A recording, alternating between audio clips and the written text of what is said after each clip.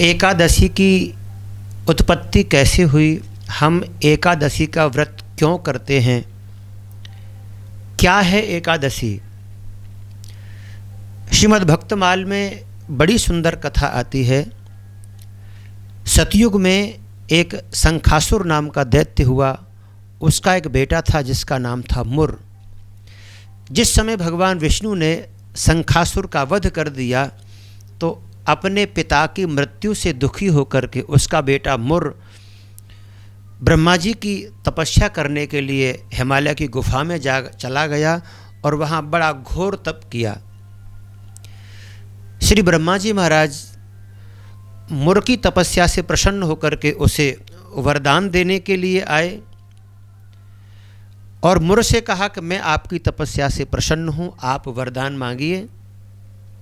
मुर ने कहा, हे ब्रह्मन, हे ब्रह्म देवता, यदि आप मेरी तपस्या से प्रसन्न हैं तो मुझे युद्ध में कोई भी देवता, दैत्य, मनुष्य, शिव, विष्णु, लोकपाल, दिक्पाल, यक्ष, किन्नर आदि कोई भी मुझे युद्ध में परास्त न कर सके।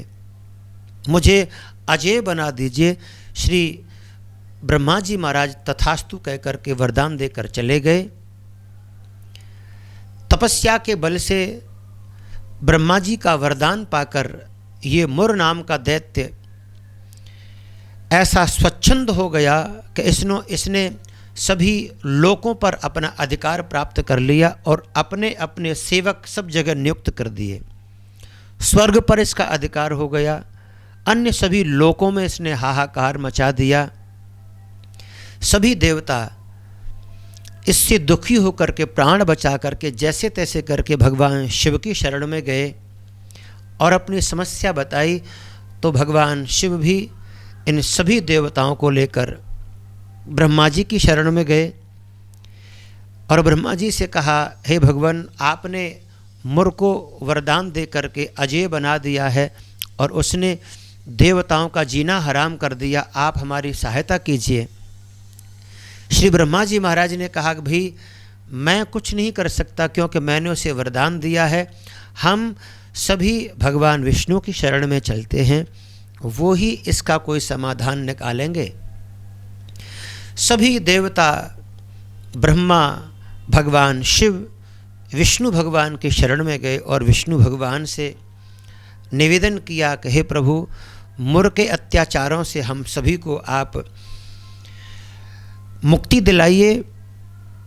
सभी देवता सामने हाथ जोड़कर खड़े हैं। श्री विष्णु भगवान सभी देवताओं की पुकार पर अपनी सेना लेकर के, फौज लेकर मुर से युद्ध करने के लिए चल पड़े और इधर मुर नाम के दैत्य ने भी युद्ध का डंका बजा दिया। देवता और दैत्यों में घमासान युद्ध हुआ। जब सभी देवता डर करके भागने लगे, भगवान विष्णु ने युद्ध की समाप्ति का मन में विचार करके सुदर्शन चक्र को छोड़ा, लेकिन ब्रह्मा जी के वरदान के कारण से सुदर्शन चक्र भी निस्तेज हो गया और वो मुर का वध नहीं कर सका, लज्जित होकर के वापस आ गया। भगवान विष्णु ने मुर को मारने के लिए अब एक दूसरी लीला की और उस लीला के अनुसार भगवान विष्णु मुर के सामने से युद्ध छोड़कर भाग गए और भगवान विष्णु भागते भागते बद्रिक आश्रम में जाकर एक हिमालय की गुफा में जाकर के छिप गए और निद्रावश भगवान विष्णु सो गए। ये मुर नाम का दैत्य भी भगवान विष्णु का पीछा करते करते बद्रिका आश्रम में पहुंच गया और जैसे ही मुर नाम के दैत्य ने उस गुफा में प्रवेश किया, उसी समय भगवान के हृदय से आदि शक्ति ने एक कन्या के रूप में जन्म लिया और उस कन्या ने अपने परम तेज और दिव्य आयुधों से क्षण भर में मुर नाम के दैत्य का वध कर दिया और उसकी सारी सेना का संहार कर दिया।